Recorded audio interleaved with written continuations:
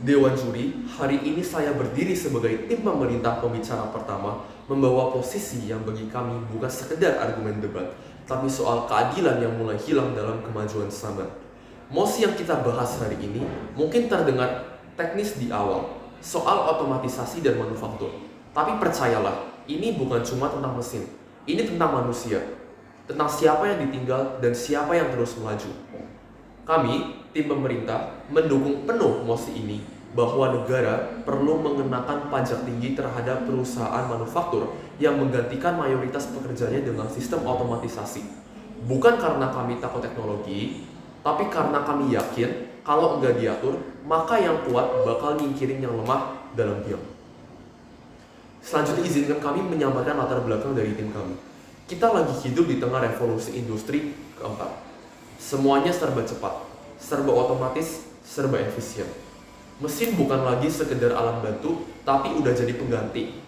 Di banyak pabrik yang dulu dipenuhi suara orang kerja, sekarang tinggal suara mesin dan gerakan tangan robot.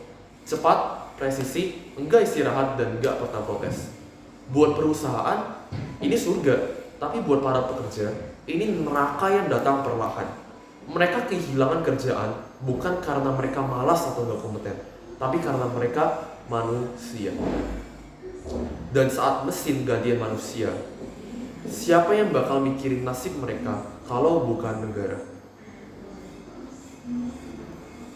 Selanjutnya, kami ingin menyampaikan pernyataan sikap dan tujuan dari tim pemerintah.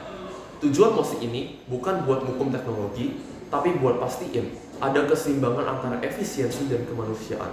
Buat pastiin kalau perusahaan milih mesin, mereka juga ikut nanggung beban sosial ditinggalin dari pilihan itu.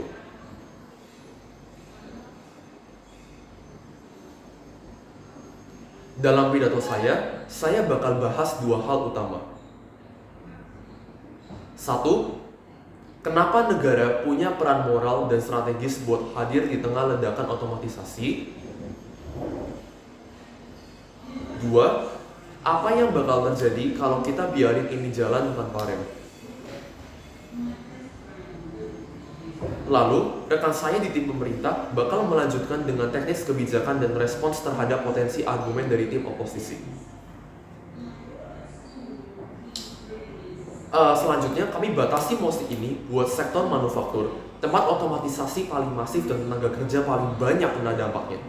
Sebagian besar kerja, artinya lebih dari 60% lini produksi diganti sama sistem otomatis. Pajak tinggi, bukan hukuman mati, tapi bentuk tanggung jawab ekonomi yang adil atas dampak sosial yang ditinggalin perusahaan. Selanjutnya, saya ingin menyampaikan argumen pertama saya, yaitu negara harus jadi penjaga arah peradaban. Negara bukan sekedar pemungut pajak dan pembuat undang-undang. Negara adalah penjaga arah moral dan sosial masyarakat. Dan saat perusahaan demi efisiensi mulai nyingkirin manusia dari sistem, negara nggak boleh diam. Karena kalau negara diam, berarti kita ikut ngebenerin bahwa manusia bisa diganti tanpa konsekuensi. Kami percaya kalau pajak bukan cuma angka di kas negara, tapi juga sinyal. Sinyal bahwa kalau kamu sebagai perusahaan ganti tenaga kerja manusia sama mesin, maka kamu harus ikut nanggung dampaknya. Negara harus berdiri dan bilang, kamu boleh efisien, tapi kamu nggak boleh lepas tangan. Argumen kedua saya adalah, kalau negara enggak bertindak, semua akan bergeser terlalu cepat. Contoh gini, kalau kita biarin, otomatisasi bakal jadi kebiasaan baru. Setiap perusahaan bakal berlomba-lomba buat mecahin pekerja dan gantiin sama sistem. Dan nggak bakal ada batas. Makin banyak manusia kehilangan kerja, makin banyak yang hidup dari bantu negara, dan makin banyak ketimpangan yang tumbuh diam-diam. Sementara perusahaan tetap untung, tetap nyaman, karena mereka nggak dikenain beban tambahan apa-apa. Mosi ini hadir sebagai langkah koreksi. Kalau kamu nyingkirin manusia, kamu bukan bayar lebih. Bukan karena dendam, tapi karena itu adil. Ada contoh nyata yang nggak boleh diabaikan.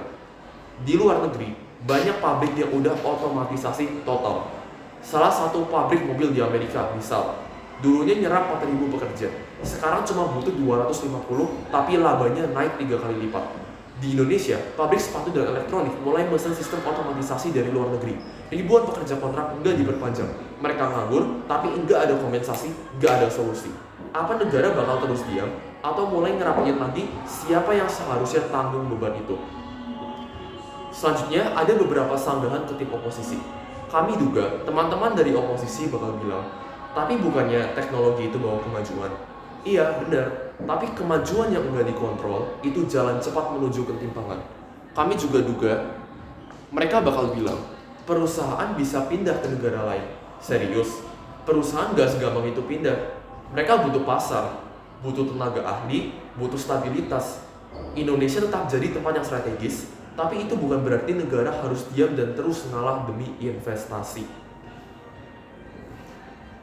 Kesimpulan dari tim kami adalah, hari ini kami enggak lagi ngomongin soal mesin atau teknologi doang. Kami ngomongin soal apa artinya jadi manusia di tengah dunia yang makin cepat.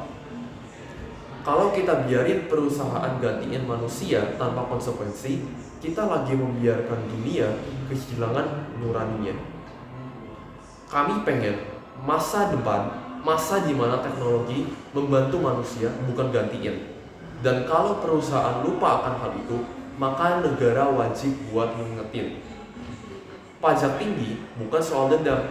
Pajak tinggi adalah cara negara bilang, kami masih peduli sama manusia. Jadi, buat memastikan keadilan, buat jaga supaya manusia tetap punya ruang dalam proses produksi, dan buat dorong perusahaan agar enggak cuma ngejar untung, tapi juga tetap punya hati nurani, kami tim pemerintah mendukung penuh mosi ini.